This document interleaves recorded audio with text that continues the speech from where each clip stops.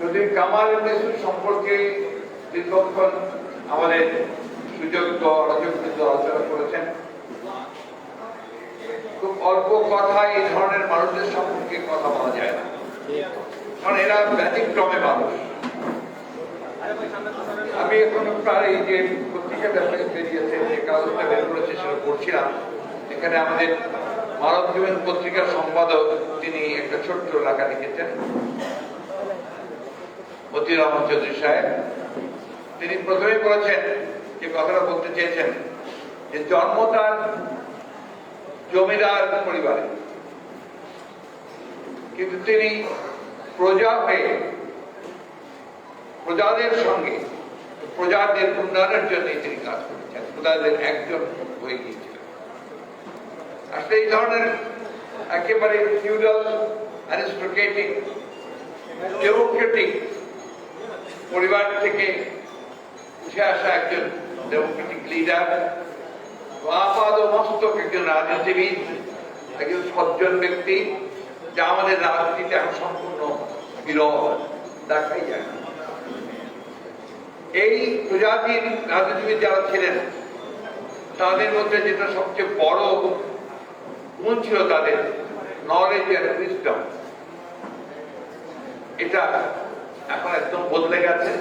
বিশেষ করে আমাদের বর্তমান এই অবৈধ সরকারের তাদের অত্যন্ত কর্মের ফলে পরিকর্মা হওয়াতে এদেশে এখন মাসল এন্ড মানি এছাড়া কোনো রাজনীতি, পুরো সংস্কৃতিটাকেই বদলে দিয়েছে। গত এক যুগে আওয়ামী লীগ ক্ষমতায় আসার পর থেকে বাংলাদেশের রাজনৈতিক সংস্কৃতি সম্পূর্ণভাবে বদলে। এখানে এখন আপনার সত্য সুন্দর বলতে কিছু নেই, ন্যায় বলতে কিছু নেই। এখানে এখন শুধুমাত্র ভয়াবহ প্রতিহিংসা, ভয়াবহ অন্যায়, অত্যাচার, নির্যাতন, মাসল এছাড়া।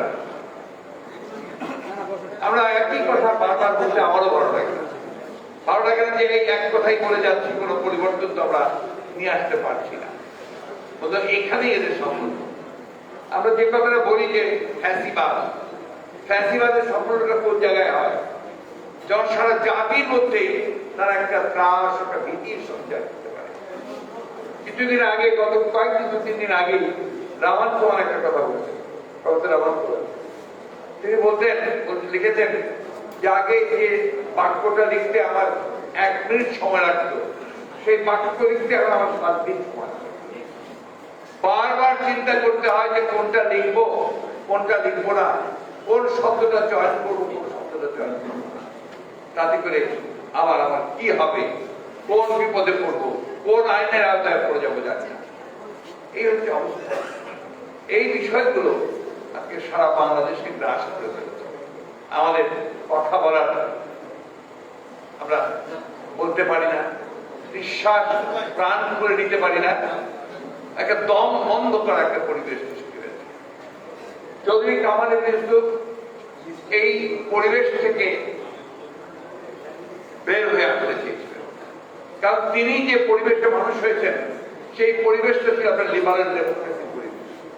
তার পরিবারের, তার পিতা মহবিয়া সাহেব পাকিস্তান সময় সব সময় তিনি গণতন্ত্রের জন্য সংগ্রাম করেছেন আইয়ুব খানের রেজিমেন্টে। ওই পরিবারটা 100 বৎসরের পুরনো একটি পরিবার, যে পরিবারের মূল বিষয়টা ছিল জনগণের কল্যাণ। তারা বিভিন্ন সময় বিভিন্ন ভাবে রাজনীতি করেছেন, তাদের পরিবারের পূর্বপুরুষেরা, তাদের প্রতীকমেতেরা, কিন্তু লক্ষ্য ছিল একটা, যে জনগণের কল্যাণ, মানুষের কল্যাণ।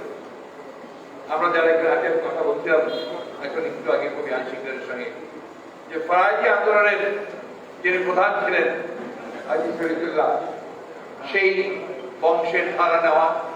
পরবর্তীকালে আমাদের এই ফরিদপুরের যে মূল নেতৃত্ব যাদের হাতে ছিল, যাদের হাতে জনগণের অভিভাবকত্ব ছিল, তাদের মধ্য থেকে উঠে আসা এই পরিবার।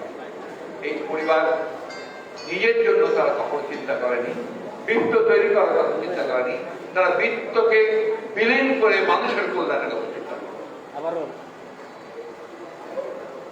চৌধুরী কামাল ইউসুফের স্মৃতি এত অল্প সময়তে বারবার বলা, এত অল্প সময়তে বলা সম্ভব নয়। এবং সেটা আমি বলতেও চাই না। আমি শুধু তাকে জানি আমার একজন অভিভাবক হিসেবে জানতাম, তাকে আমার প্রতিক্রিয়া হিসাবে জানতাম, এবং তার কাছ থেকে অনেক কিছু আমি শেখার চেষ্টা করেছি। এত বিনয়, এত ভদ্রতা, এত সজ্জন ব্যক্তি, একজন ক্ষমতাবান ব্যক্তি হয়ে কত বিনয়ী হওয়া যায় চৌধুরী কামাল ইউসুফের কাছে, এটা জানা। একটি কথা না বলে আমি পারছি না। উনি আমাকে প্রায় ফোন করতেন। তো একদিন আমি আপনার দুপুরে বাসায় ফিরে যাওয়ার পরে একটু ক্লান্ত হয়ে গিয়ে তাকে ঘুমিয়ে পড়ি। বিকেলের 4টার দিকে আমাকে স্ত্রী এসে বলে যে উনি চাকরি করতেন, তখন বাসায় ছিলেন না। উনি এসে ফিরে বলছেন, তুমি শুয়ে আছো? কিন্তু যদি কামালি সাহেব বসে আছে, লাফিয়ে উঠে দৌড়ে গেছে তার কাছে। তখন আপনি আমাকে খবরটা দিয়ে জানানি? না, আমি মানা করেছি, তুমি তুমি বিশ্রাম নিশ্চয়ই যে না, তোমাকে কোনো বিরক্ত করবে। যদি কামাল, আমি ঠিক বোঝাতে পারছি না যে আমাদের রাজনীতিতে এই ধরনের নেতা, এই ধরনের ব্যক্তিত্ব, এই ধরনের রাজনীতি এখন একেবারেই নেই বলতে চাই। আমরা এখন এই মানুষগুলোকে যে মনে করছি, এটাও আপনার অনেকের কাছে তো পছন্দ হবে যে কি করছি। এই বিষয়গুলো বাস্তব, অত্যন্ত দুঃখের সঙ্গে, কষ্টের সঙ্গে এই কথাগুলো এখন বলতে হয়। রাজনীতি থেকে যখন জ্ঞান, রাজনীতি থেকে যখন উইজডম, এটা যখন চলে যায়, সেখানে শুধুমাত্র এই মাসাল্লাহ মানি, এই জিনিসগুলোর সামনে এসে দাঁড়ায়, তখন সেই রাজনীতি ফলপ্রসূ কোনো কিছু দিতে পারে না, জাতি কিন্তু দিতে পারেই না। এখানেই হাসিনা সফল হয়েছে, বাংলাদেশের রাজনীতি সম্পূর্ণ সংস্কৃতিকে সে ধ্বংস করে দিয়েছে। আজকে দেশনেত্রী বেগম খালেদা জিয়া গুরুতর অসুস্থ। আমরা আগেই বলেছি তিনি জীবন মৃত্যুর সন্ধিক্ষণে, তার চিকিৎসা দরকার, সেই চিকিৎসা এই দেশে সম্ভব হচ্ছে না। আমরা বলেছি যে ডাক্তার সাহেবরা যারা চিকিৎসা করছেন তারা বলেছেন যে টেকনোলজিতে চিকিৎসা করা দরকার, সেই টেকনোলজি এখানে নেই। সুতরাং তাকে অবিলম্বে, কাল বিলম্ব না করে তাকে বাইরে উন্নত চিকিৎসা কেন্দ্রে পাঠানো দরকার। কিন্তু থাকলো আমাদের যে দেশের জোর করে ক্ষমতা দখল করে থাকলে যে তিনি দেশ চালাচ্ছেন, তিনি বলছেন অনেক মানবতা দেখিয়েছে, আর কত মানবতা দেখা। এইটা কোন একটা সভ্য দেশের নেতার কাছ থেকে আশা করা যায় না। দুর্ভাগ্য আমাদের যে আজকে যে নেত্রী তার সারাটা জীবন গণতন্ত্রের জন্য সংগ্রাম করেছেন, লড়াই করেছেন, গণতন্ত্রকে প্রতিষ্ঠা করবার জন্য কারাগারে গেছেন, গণতন্ত্রকে প্রতিষ্ঠা করবার জন্য তিনি নিগৃহীত হয়েছেন।